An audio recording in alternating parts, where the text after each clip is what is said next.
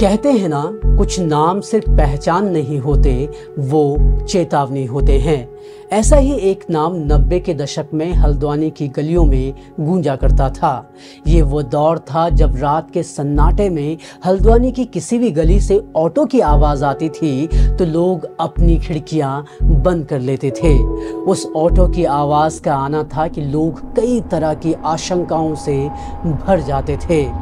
खनन हो या ज़मीन, शराब हो या लीसा, जिस धंधे में पैसा था वहाँ उसका नाम चलता था।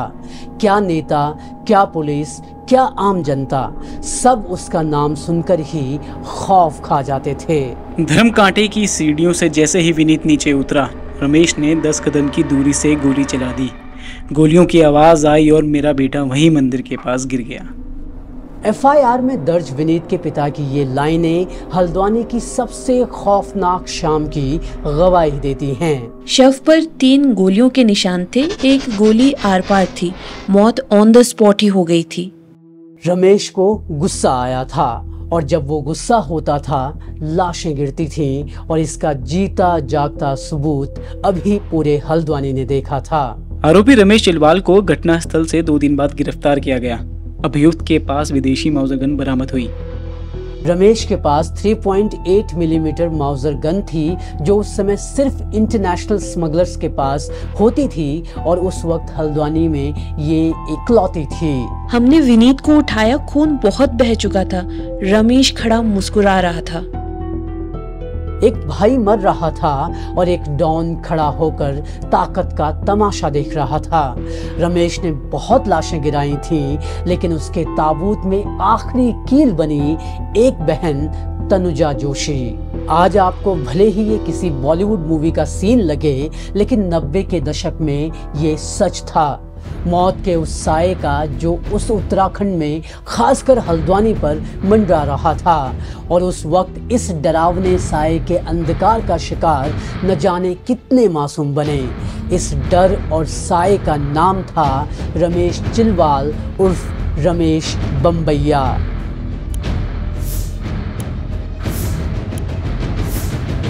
बम्बैया की कहानी सिर्फ एक कहानी नहीं है, बल्कि ये दहशत और क्राइम का वो पन्ना था जो तब लिखा गया था जब पूरा पहाड़ अलग उत्तराखंड राज्य की मांग से गूंज रहा था।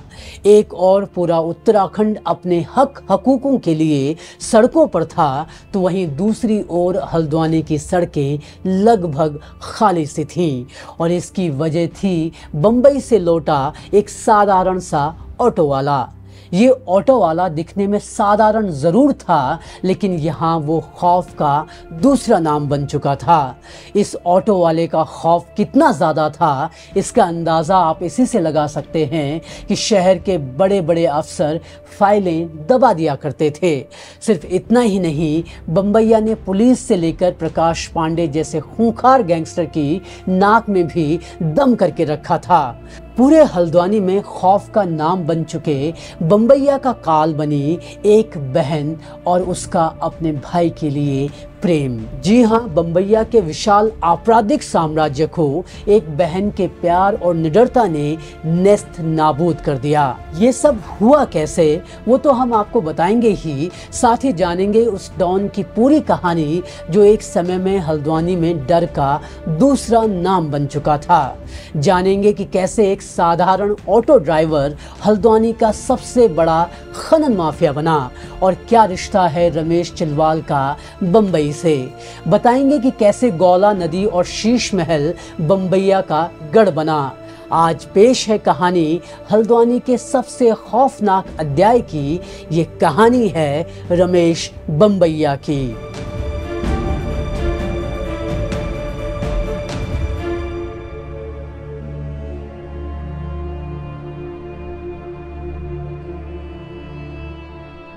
एक नवंबर 2004 की शाम थी। सतीश चंद्र जोशी अपने घर में बैठे हुए थे कि तभी लोकमान सिंह बिष्ट उनके पास आया और कहा, तुम्हारे बेटे विनीत को बम्बैया ने धन कांटा बुलाया है।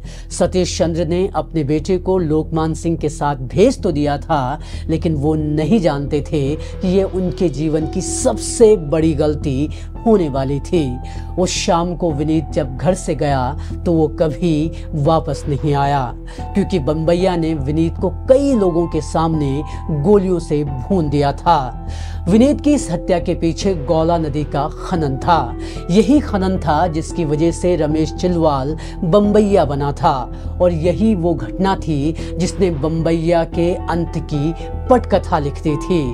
अब विनीत की हत्या कैसे रमेश बम्बैया की आखिरी गलती साबित हुई, ये जानने की शुरुआत करते हैं रमेश चिलवाल को जानने से। रमेश चिलवाल हमेशा से रमेश बम्बैया नहीं था।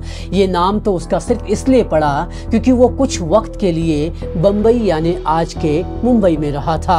बाद में बम्बैया नाम से कुख्यात हुए रमेश चिलवाल का जन्म खूबसूरत वादियों से घिरे रानीखेत में हुआ था। रमेश का घर भी पहाड़ के हर एक आम घर की ही तरह था। जहाँ एक तरफ माँ खेतों में काम किया करती थी, तो वहीं पिता घर चलाने के लिए बम्बई में एक अस्पताल में काम किया करते थे। रमेश का बचपन गरीबी में गुजरा, और जैसे ही रमेश थोड़ा बड़ा हुआ तो वो अपने पिता के साथ बम्बई चला आया। रमेश गरीबी के दलदल से जितना जल्दी हो सके उतना जल्दी निकलना चाहता था, और इसी चीज ने उसे बम्बई का रुख करने को मोटिवेट किया। रमेश जब बम्बई जैसे बड़े शहर आया तो उसने यहाँ की हर चीज को अपनाना चाहा, फिर चाहे वो यहाँ की भाषा हो और या फिर यहाँ काम करने के तरीके। उसके अंदर ज्यादा से ज्यादा पैसे बनाने की भूख बढ़ती जा रही थी। पैसों की इसी भूख ने रमेश को कुछ ऐसे लोगों से मिलवाया जिनसे इसने सीखा कि कैसे लोगों को डरा धमका कर भी पैसे कमाए जा सकते हैं। अपराध की दुनिया में घुसने का उसका ये पहला लेसन था। रमेश को क्विक मनी बनाने का तरीका तो पता चल गया था, लेकिन वो उस वक्त के बम्बई में था जब यहाँ पर पुलिस से ज्यादा गुंडे बदमाश हुआ करते थे। ये वो वक्त था जब बम्बई अंडरवर्ल्ड का गढ़ था।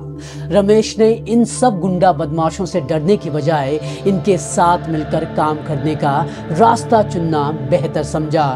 रमेश समझ गया था कि इसी रास्ते पर चलकर वो जल्द से जल्द अमीर बन सकता है। बम्बई में रहते हुए रमेश अपने घर हल्द्वानी आया जाया करता था। जब बम्बैया घर आता तो वो लोगों से बम्बैया लहजे में बात करता और व्यवहार भी कुछ उसी तरह से किया करता था। इस वजह से लोगों ने उसे रमेश चिलवाल बुलाने की बजाय रमेश बम्बैया बुलाना शुरू कर दिया। प्रेम से बुलाए जाने वाले ये नाम एक खूंखार नाम बन जाएगा, इसका भान किसी को नहीं था। बम्बई ने भले ही रमेश को नाम दे दिया था, लेकिन ये रमेश को वो नहीं दे पाई थी जिसके लिए वो यहाँ आया हुआ था, और वो था पैसा। जब बम्बई में कुछ दाल गलती नहीं दिखी तो वो वापस हल्द्वानी लौट आया, और यहीं उसके लिए टर्निंग पॉइंट साबित हुआ। शायद रमेश को भी नहीं पता था कि ये हल्द्वानी उसे न सिर्फ पैसा बना कर देगी बल्कि भरपूर ताकत भी उसे दिखाने वाली थी। बम्बई से हल्द्वानी लौटने के बाद रमेश ने हल्द्वानी के शीश महल क्षेत्र में रहना शुरू कर दिया था। उसने यहाँ पर ऑटो चलानी शुरू कर दी थी। रमेश के ऑटो चलाने वाले दिनों को लेकर कहा जाता है कि वो एक आम लड़के की तरह ही सब काम किया करता था। वो न किसी से झगड़ता और न ही किसी से बहुत ज्यादा मतलब ही रखता। तब हल्द्वानी वालों को कहाँ पता था कि ये शांत ऑटो वाला जल्द माफिया बनने वाला था। ऑटो चलाने के दौरान भले ही रमेश शांत होता था, लेकिन उसके भीतर ज्यादा से ज्यादा पैसे कमाने की अशांति तो बम्बई से ही साथ आ गई थी, और ये अशांति तब और बढ़ गई जब उसकी नजर गौला नदी के व्हाइट डायमंड के बिजनेस पर पड़ी। रमेश लोगों के सामने एक सीधा सादा ऑटो वाला था, लेकिन पीठ पीछे वो अपना जाल बिछा रहा था। उसकी नजर छोटे धंधों पर नहीं थी, उसे बनना था बड़ा आदमी, और उसके लिए उसने चुना एक शॉर्टकट, और ये शॉर्टकट था गौला नदी में होने वाला अवैध खनन। वो धीरे धीरे गौला नदी में हो रहे खनन के कारोबार में घुसने लगा था, और उसका यही काला कारोबार उसके लिए गेम चेंजर साबित हुआ। खनन के धंधे में घुसने के बाद रमेश बम्बैया को आसानी से दौलत मिलने लगी और अब तक शांति से ऑटो चलाने वाला ऑटो चालक अब सार्वजनिक तौर पर अपने आपराधिक तेवर भी दिखाने लगा था। यही खनन था जो आखिर में उसका काल भी बना, लेकिन काल के आने से पहले उसे असीम दौलत और ताकत मिलने वाली थी। बम्बैया के पास जब पैसा आने लगा तो उसने अपनी पकड़ और भी मजबूत करनी शुरू कर दी। गौला नदी में रमेश खनन का सिर्फ व्यापार ही नहीं कर रहा था, वो तो एक माफिया नेटवर्क भी बना चुका था।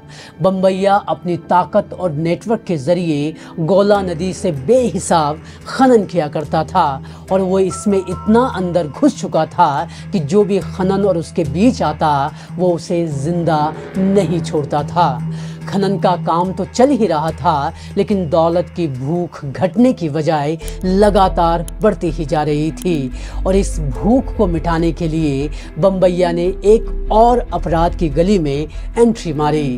बम्बैया ने अब खनन के साथ ही शराब की तस्करी करनी भी शुरू कर दी।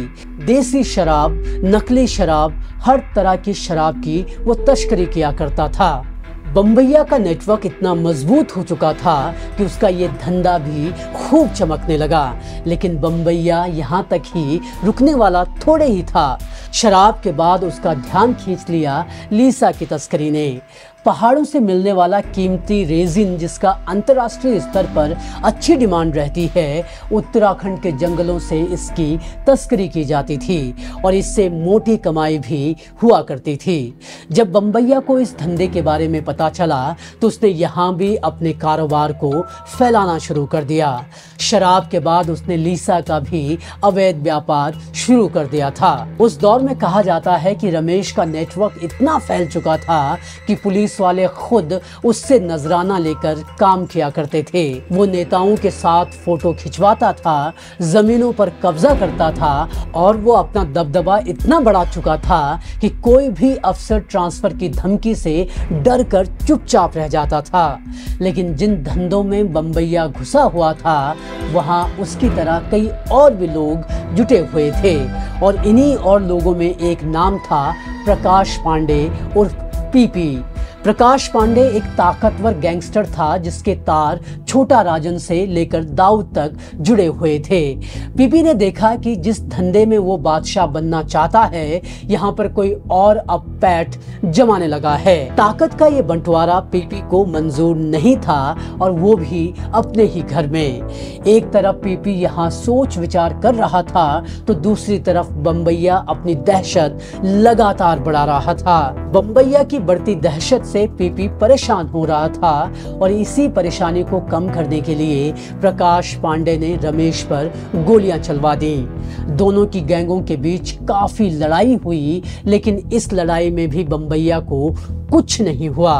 कहा जाता है कि बम्बैया पर गोली चलवाने के बाद पीपी हल्द्वानी से भाग गया। अब जब पीपी भी हल्द्वानी से निकल चुका था तो हल्द्वानी के खनन पर अब सिर्फ बम्बैया का कंट्रोल था। इस वक्त तक बम्बैया पर 33 केस दर्ज हो चुके थे। इसके बावजूद कोई भी बम्बैया का कुछ नहीं बिगाड़ पाया था। बताया तो ये भी जाता है कि बम्बैया ने राजनीति में भी आने की कोशिश की, लेकिन अपराध जगत में अब रमेश बम्बैया का नाम बहुत बड़ा हो चुका था और इसके दुश्मन भी लगातार बढ़ रहे थे। इसलिए वो हमेशा अपने पास foreign made 3.8 millimetre Mauser gun रखा करता था, जिसकी कीमत उस वक्त में 1.5 लाख रुपए बताई जाती है। 10 साल से ज्यादा वक्त तक बम्बैया ने शीश महल पर शासन किया। उसने चुनाव लड़े लेकिन वो जीता कभी नहीं। लेकिन ऐसा नहीं है कि ना जीतने की वजह से उसके दबदबे में कोई कमी आई हो। हल्द्वानी उसका गढ़ था और गौला नदी उसके लिए सोने की खदान। गौला नदी के खनिज से 2004-05 में उत्तराखंड वन निगम को 40 करोड़ रुपए से ज्यादा का राजस्व हुआ था। अब सोचिए, ये तो सरकार को हुआ मुनाफा है और आपराधिक रास्ते से फिर कितना मुनाफा हुआ होगा ये आप समझ ही सकते हैं। बम्बैया का पूरा कारोबार गौला नदी पर ही निर्भर हो गया था। बम्बैया भले ही कई कारोबार में था, लेकिन उसका मेन हुक जो था वो गौला नदी पर हो गया था। गैंगवार के बाद भले ही प्रकाश पांडे यहाँ से दूर था, लेकिन बम्बैया के लिए रोड़ा अभी भी कई थे। इस धंधे में हल्द्वानी का एक जोशी परिवार बम्बैया के लिए सबसे बड़ा रोड़ा साबित हो रहे थे। दरअसल गौला नदी के खनन के ट्रकों को मेन रोड में आने के लिए एक पुल पार करना पड़ता था और पुल पर ही इन ट्रकों की जांच हुआ करती थी। प्रशासन वजन के हिसाब से रॉयल्टी भी इन ट्रकों से वसूला करता था। गौला नदी से निकलने वाले हर ट्रक के लिए 900 रुपए की रॉयल्टी ली जाती थी और बड़े बड़े ट्रकों से ये रकम 1500 रुपए तक भी पहुंच जाती थी। लेकिन बम्बैया का खौफ इतना था कि उसके ट्रकों से रॉयल्टी लेने का दम किसी के अंदर नहीं था। और यही पिक्चर में आते हैं जोशी बंधु। हल्द्वानी के इन जोशी बंधुओं को जब रॉयल्टी वसूलने का टेंडर मिला तो इन्होंने बम्बैया के ट्रकों से भी रॉयल्टी लेना शुरू कर दिया था। अब भले ही रॉयल्टी के पैसे कुछ 100 रुपए के ही हों, लेकिन ऐसा करके जोशी भाइयों ने सीधे सीधे बम्बैया की ताकत को ललकार दिया था। इससे रमेश बम्बैया आग बबूला हो गया और उसने जोशी बंधुओं को सबक सिखाने की ठान ली। बम्बैया ने जनवरी 1999 में बड़े भाई पवन जोशी को मौत के घाट उतार दिया। हत्या की इस वारदात से पूरा हल्द्वानी कांप उठा। खौफ का मंजर ये था कि इस वारदात के बाद न तो कोई FIR दर्ज हुई और ना ही कोई चश्मदीद ही मिल पाया। इस हत्या के बाद न सिर्फ गौला नदी के खनन व्यापार में बल्कि पूरे हल्द्वानी में बम्बैया का दबदबा कायम हो गया था। लेकिन जोशी परिवार भी कहां डरने वाला था। जोशी परिवार ने फिर टेंडर के लिए अप्लाई किया और उन्हें फिर मिल भी गया। अब इस टेंडर को संभालने की कमान विनीत जोशी के हाथ में थी। विनीत डरे नहीं और उन्होंने फिर बम्बैया के ट्रकों से रॉयल्टी वसूलनी शुरू कर दी। बम्बैया ये सब देख रहा था और उसे लगा कि धमकाने पर विनीत मान जाएगा। बम्बैया ने कई बार विनीत को धमकियां दी, लेकिन विनीत थे कि वो इन धमकियों से डरने वाले नहीं थे।